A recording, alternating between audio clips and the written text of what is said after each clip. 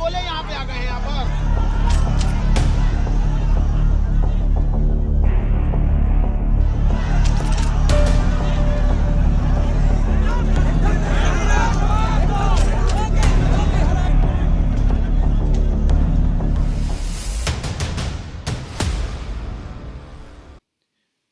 Hello everyone, কেমন আছো তোমরা সবাই? আশা করছি সবাই খুব ভালো আছো। একটা সমস্যা নিয়ে, যে সমস্যাটা বর্তমানে দাঁড়িয়ে সমস্ত স্টেটে প্রায় হচ্ছে, সেই সমস্যাটা নিয়ে খুব ডিটেলসে ডিসকাস করব এবং তার সঙ্গে সঙ্গে আজকে ডিসকাস করব যে ওয়েস্ট বেঙ্গলে এই সমস্যাটার কী হারে স্টুডেন্টদের ওপর প্রভাব পড়ছে এবং বর্তমানে দাঁড়িয়ে এই সমস্যাটার সলিউশন করা বা সেটাকে ইমিডিয়েটলি রিজলভ করা কতটা দরকার, সেগুলো নিয়ে সমস্ত কিছু ডিটেলসে তোমাদের সঙ্গে কথা হবে। এবং তার সঙ্গে সঙ্গে সব থেকে মোস্ট ইম্পর্টেন্ট জিনিস, সেটা হলো রিসেন্টলি তোমরা হয়তো কাল থেকে নিউজে দেখতে পাচ্ছ যে বিহার পাবলিক সার্ভিস কমিশন নিয়ে প্রচুর নিউজে চলছে। সেই বিহার পাবলিক সার্ভিস কমিশনের যে ইস্যু, সেই ইস্যুটা ওয়েস্ট বেঙ্গল পাবলিক সার্ভিস কমিশনের উপরে কিভাবে বর্তমান দিনে দাঁড়াচ্ছে, সেগুলোও সমস্ত কিছু ডিসকাস করব। তো চলো ভিডিওটা শুরু করা যাক। না, প্রথমে আসি যে বিহার পাবলিক সার্ভিস কমিশনে কি প্রবলেম হয়েছে। দেখো, বিপিএসসি প্রত্যেক বছর এক্সাম হয়, প্রিলি এক্সাম হয়, মেন্স এক্সাম হয়, অ্যাজ লাইক ডাব্লিউবিপিএসসির যেটা ডাব্লিউবিসিএস এক্সাম হয়। এবার কি হয়েছে, বিপিএসসি এইবারে একটা নতুন নিয়ম এরা ইনক্লুড করেছে। কি ইনক্লুড করেছে, যে এইবারে কিন্তু এরা একদিনে এক্সামটা কন্ডাক্ট করবে না। মানে এতদিন ধরে একদিনেই এক্সামটা কন্ডাক্ট করতো, এখন যেটা এরা বলছে যে পরীক্ষার্থীর সংখ্যা যেহেতু অনেক বেশি, তাই জন্য আমরা একদিনে এই মুহূর্তে এক্সাম কন্ডাক্ট করা আমাদের পক্ষে সম্ভব নয়। তো আমরা ডিফারেন্ট শিফটে কিন্তু এক্সাম নেব এবং তার সঙ্গে সঙ্গে এই ডিফারেন্ট শিফটে যেহেতু এক্সাম হবে, তো তাই জন্য নর্মালাইজেশন নিয়ে আসবো।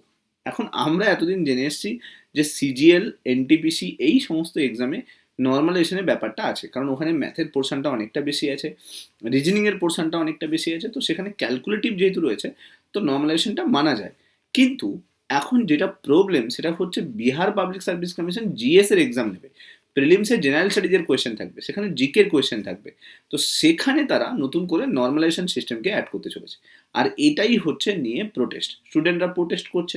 তারা বলছে যে ডিফারেন্ট শিফটে কেন এক্সাম হবে, এতদিন পর্যন্ত তো একটাই মাত্র শিফটে এক্সাম হতো, সেই একটাই শিফটে এক্সাম হোক। কারণ এই নর্মালাইজেশন সিস্টেমটা চলে এলে যেটা হবে সেটা হলো কারাপশান। করাপশানের কিন্তু দুনিয়াটা অনেক ভালোভাবে ওপেন হয়ে যাবে। তো এটা নিয়ে আজকে আন্দোলন হয় এবং এই আন্দোলনে খান স্যার পার্টিসিপেট করে এবং পরবর্তীকালে খান স্যারকে ডিটেইন করা হয়, তারপর রাতের দিকে রিলিজ করে দেওয়া হয়। এ তো গেল বিহার পাবলিক সার্ভিস কমিশনের কথা। এবার আসি আমি ওয়েস্ট বেঙ্গল পাবলিক সার্ভিস কমিশনে কি হচ্ছে। দেখো, West Bengal public service commission clerkship exam আগে একটা শিফটেই কন্ডাক্ট করতো। মানে এর আগের শিফটে, আগের ইয়ারের কথা বলছি না, তার আগের ইয়ারে যদি দেখি আমরা, প্রায় একটাই শিফটেই সমস্ত স্টুডেন্টরা হচ্ছে এক্সামে বসতো এবং সেই শিফটের যে এক্সামটা হতো, সেই এক্সামের ওপরে বেস করে রেজাল্ট বেরোতো, বা প্রিলি হোক মেন্স হোক, এটা কন্ডাক্ট করতো। ঠিক আছে, দেন তারপরে সেটাকে রেজাল্ট বেরোতো, সেই রেজাল্ট অনুযায়ী স্কোর হতো। এর পরের বছর কি করলো, মানে আমরা যদি দেখি 2024-এ দাঁড়িয়ে, তো এর আগে যে এক্সামটা হয়েছে তাতে দুটো শিফটে এক্সাম নিয়েছিল। এই ইয়ারে গিয়ে কি করেছে, ক্লার্কশিপ এক্সাম 4টে শিফটে করা হয়ে গেছে। তো অর্থাৎ দুটো শিফটের জায়গায় 4খানা শিফট হয়ে গেছে। পাবলিক সার্ভিস কমিশনের কাছ থেকে যেটা তথ্য আসছে, সেটা হলো যে পরীক্ষার্থীর সংখ্যা যেহেতু অনেক বেশি রয়েছে, তো তার জন্য আমাদের কাছে অপশান ছিল না, আমাদের কাছে কিন্তু এই অপশানটা বেছে নিতে হয়েছে, 4টে শিফটে আমাদেরকে এক্সাম কন্ডাক্ট করতে হয়েছে। ঠিক আছে, গুড এনাফ, খুব ভালো ব্যাপার। প্রথমবারে যখন দুটো শিফটে এক্সাম হয়েছিল, সেখানে কোনো নর্মালাইজেশন হয়নি, সেখানে স্ট্যান্ডার্ডটা সেম মেনটেন করা হয়েছিল এবং এক্সামও কন্ডাক্ট করা হয়েছিল। স্টুডেন্টের মধ্যে কোনো প্রোটেস্ট ছিল না, কোনো কনফিউশন ছিল না যে দুটো শিফটে কেন এক্সাম হচ্ছে, সেখানে নর্মালাইজেশন কেন হচ্ছে না, এগুলোর কোনো ব্যাপার ছিল না, মেনে নেওয়া যেত। কিন্তু এইবারে গিয়ে কি হয়েছে, 4টে শিফটে এক্সাম করেছে এবং এক্সাম করার পরে, চলো বিপিএসসি তো বলছে যে আমরা 4-5টা শিফটে এক্সাম করছি, কিন্তু আমরা নর্মালাইজেশন করব, মানলাম, জিএস এর এক্সাম ওরা বলছে, তাও আমরা নমিনেশন করব। ডাব্লিউবিপিএসসি কি বলছে, এক্সাম হয়েছে, ভুলে যাও, আনসার কি দিয়ে দেবো, চেক করে দেখে নেবে স্কোর কত হচ্ছে, ওএমআর পরবর্তীকালে আপলোড করে দেওয়া হবে, কিন্তু কোনো নর্মালাইজেশন আমরা করব না। এখন একটা জিনিস ভেবে দেখো, ক্লার্কশিপ এক্সাম কত স্টুডেন্ট দিয়েছে, কত পরিশ্রম করে সবাই দিয়েছে। একটা স্টুডেন্ট যদি ফার্স্ট শিফটে এক্সাম দিতে যায়, সে 70 স্কোর করে আসছে, পরের স্টুডেন্টটা সেকেন্ড শিফটে এক্সাম দিতে যাচ্ছে, সে 50 ঠিক মতো করে অ্যাটেম্প করতে পারছে না। তাহলে তার সঙ্গে ইনজাস্টিস কি হচ্ছে না? হচ্ছে তো। তো অ্যাটলিস্ট বিপিএসসি বলছে আমি নর্মালাইজেশন করব, ডাব্লিউবিপিএসসি তো বলছেই না যে নর্মালাইজেশন করা দরকার আছে। তো যেখানে দরকার সেখানে তো ডাব্লিউবিপিএসসি কোনো স্টেপই নিচ্ছে না। এখন ওই স্টুডেন্টটা, যে স্টুডেন্টটা এত দিন ধরে কষ্ট করেছে, এত হার্ডওয়ার্ক করেছে, সে তার শুধুমাত্র ভাগ্য খারাপ যে সে সেকেন্ড শিফটে এত টাফ কোয়েশ্চেনে এক্সাম দিয়েছে।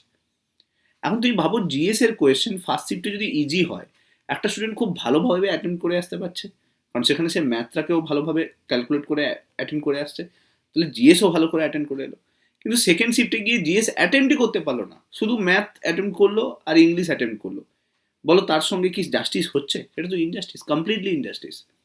কিন্তু সেখানে ডাব্লিউবিপিএসসির তরফ থেকে কোনো সাউন্ড নেই, কোনো কিছু নেই, না নর্মালাইজেশনের কথা বলছে না কোনো কিছু কথা বলছে।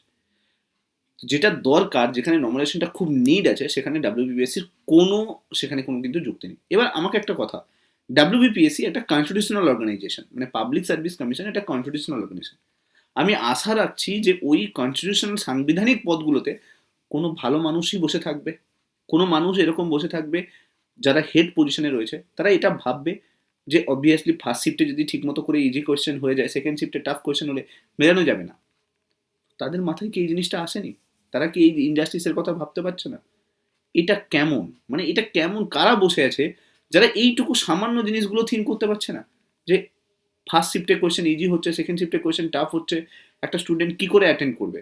আবার এটা বলা হচ্ছে যে ক্লার্কশিপের প্রিলিতে যা স্কোর পাবে, সেই স্কোরটা মেন্সে গিয়ে যোগ হবে। এবার বলো এটা কিভাবে জাস্টিস পায়? চলো এখানে যদি একটা জিনিস হতো যে প্রিলিতে কাট অফ ক্লিয়ার হলেই মেন্সে সুযোগ পাচ্ছে, তাহলে কিন্তু জিনিসটা ঠিক ছিল। কিন্তু এখানে কি হচ্ছে, প্রিলিতে যদি কেউ বেশি স্কোর করে ফেলে, তো সে তো মেন্সে গিয়ে অনেকখানি এগিয়ে থাকবে। তাকে একটা স্টুডেন্ট ডেসক্রিপটিভ দিয়ে কত বিট করে নেবে? 10 নাম্বার দিয়ে কখনো বিট, একটা এমসিকিউ পেপারে স্কোর করা একটা ডেসক্রিপটিভ পেপারে স্কোর করা কি সেম? নিশ্চয়ই নয়। এমসিকিউ পেপারে সে 10খানা অ্যাটেম্প করে আসতে পারবে, তার মধ্যে আন্দাজের 3খানা দিয়ে দিল, 13খানা অ্যাটেম্প হয়ে গেল, সে কিন্তু ঠিকমতো করে ওখানে কিন্তু একটা স্কোর অ্যাটেন্ড করে করতে পারবে। একটা ডেসক্রিপটিভ পেপারে একটা নাম্বার পড়ে না, 2021 মেন্সের রেজাল্ট দেখো, তাহলে তুমি দেখতে পাবে বেঙ্গলি ইংলিশের নাম্বারই নেই। তাহলে সেখানে ডেসক্রিপটিভ পেপারে কি করে নাম্বার তাকে বিট করবে? এটা কমপ্লিটলি ইনজাস্টিস, কিন্তু এটা নিয়ে কেউ কথা বলছে না।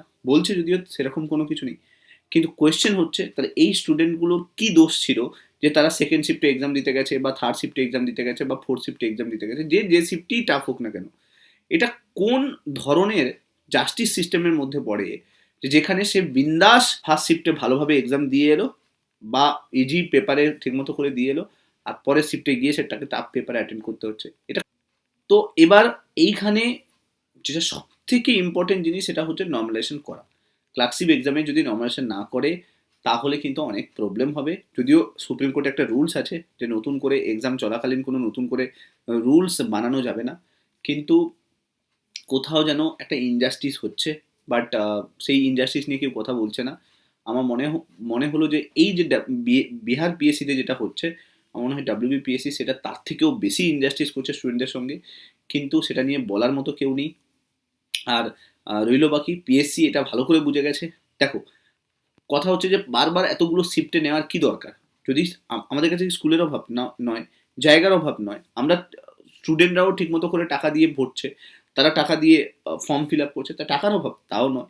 তাহলে সব কিছু যখন আছে, তখন এটা কেন করা যাবে না? যদি মাধ্যমিক পরীক্ষা পুরো হচ্ছে স্টেট জুড়ে হতে পারে, যদি উচ্চ মাধ্যমিক পরীক্ষা একদিনে পুরো স্টেট জুড়ে হতে পারে, তাহলে একটা গভর্নমেন্ট এক্সাম কেন একদিনে পুরোটা কমপ্লিট করা যাবে না? অ্যাজ লাইক, যদি যেরকম মাধ্যমিক ভাবছে, উচ্চ মাধ্যমিক ভাবছে, সেরকমই একটা গভর্নমেন্ট এক্সামকে ভাবা হোক না কেন? সেখানে সমস্ত স্টেটে, মানে যে স্টেটগুলোতে যতগুলো স্কুল আছে সেই স্কুলগুলোতে অ্যাটেন্ড করা হবে না? আর কেনই বা প্রত্যেকবারে স্টুডেন্টরা এইটা ফেস করতে হবে স্টুডেন্টদেরকে, যে কোয়েশ্চেন লিক হয়ে গেছে, তার জন্য কোর্টে যেতে হচ্ছে, কেস করতে হচ্ছে, অটোমেটিক্যালি রেজাল্ট ঝুলে যাচ্ছে? তো এটা কেন হবে? তার সঙ্গে সঙ্গে তুমি দেখো এখন একটা নতুন পলিসি চালু হয়েছে। নতুন পলিসি কি না, সেটা হলো যে এক্সামের কোয়েশ্চেন পেপার ঠিকমতো করে 4-5টা শিফট করে দিচ্ছে, কোয়েশ্চেন পেপার লিক হয়ে যাচ্ছে, লিক হলে স্টুডেন্টরাই গিয়ে কেস করে দিচ্ছে, তো আলটিমেটলি এক্সামের পুরো প্রসিডিওরটা অনেকদিন ধরে ঝুলে যাচ্ছে, তো এরা বিন্দাস থাকছে। বাট এরকম করে কতদিন একটা স্টুডেন্টের লাইফ শেষ হয়ে যাচ্ছে। ফুড এসআই এক্সাম দিয়েছে, কতজন জানে ফুড এসআই এক্সামের কেস হয়ে যাওয়ার পরে পরবর্তীকালে কি হয়েছে? ফায়ার অপারেটরে এক্সাম দেওয়া হয়েছিল, সেখানে কেস হয়ে গেছিল, কোয়েশ্চেন পেপার লিক, সেখানে অনেকে ঢুকিয়ে দিয়েছিল বাইরের থেকে, তারপরে তার কেস হয়ে গেল, সুপ্রিম কোর্টে কেস চললো, হাইকোর্টে কেস চললো, কি হল? রেজাল্ট কতজন জানছে? কোনো কিছু নেই। তো এই পলিসিগুলোকে বন্ধ করতে হবে। এই পলিসিগুলো থেকে যদি ডাব্লিউবিপিএসসি না বেরোয়, তাহলে ভবিষ্যতে স্টুডেন্টদের উপরেই অনেক প্রেশার আসবে। আর সেই প্রেশারটা আমার মনে হয় যে একটা সাংবিধানিক পদে বসে থাকা কিছু ব্যক্তি তাদের স্বার্থ চরিতার্থ করতে গিয়ে আমার মনে হয় যে স্টুডেন্টরা তার কিন্তু ভাগিদার হচ্ছে। আমার উচিত, আমি আশা করছি যে এই সমস্ত সাংবিধানিক পদে যারা বসে রয়েছেন তারা একটু স্টুডেন্টের কথা ভাবুক, তাদের জন্য চিন্তাভাবনা করুক, তাদের মতো করে পলিসি তৈরি করুক। ছাত্রছাত্রীদের ভবিষ্যৎ যদি তাদের হাতে থাকে, যেহেতু রয়েছে সমস্ত কিছু, তো আশা রাখবো যে কিছু নতুন কিছু পলিসি নিয়ে আসুক, যাতে স্টুডেন্টরা সেফ অ্যান্ড সিকিউরভাবে এক্সাম দিতে পারে, করাপশানের শিকার না হয়, রেজাল্টটা তাড়াতাড়ি বেরোতে পারে, এবং একটা, শুধুমাত্র আমি বলবো না যে তার ভবিষ্যৎ তৈরি হবে, শুধুমাত্র নয়, একটা ফ্যামিলি, একটা পরিবার যাতে সে তার নতুন করে স্বপ্ন দেখার সুযোগ পায়। তো আমি পুরো ব্যাপারটা বুঝিয়ে বললাম যে ডাব্লিউবিপিএসসি আর বিপিএসসির মধ্যে কি সিচুয়েশন চলছে এই মুহূর্তে দাঁড়িয়ে, আর ডাব্লিউবিপিএসসিতে কি সমস্যাগুলো চলছে। হোপফুলি ক্লিয়ার হলো। ভিডিওটা ভালো লাগলে লাইক করে দিও, চ্যানেলটাতে নতুন হয়ে থাকলে সাবস্ক্রাইব করে দিও, আর মাস্ট এই চ্যানেলটার সঙ্গে জুড়ে থাকতে ভুলো না। Thank you so much. Next video তোমার সঙ্গে আবার দেখা হবে। Till then bye bye. তোমার ওপিনিয়ন কমেন্টে জানাতে ভুলবে না। Thank you.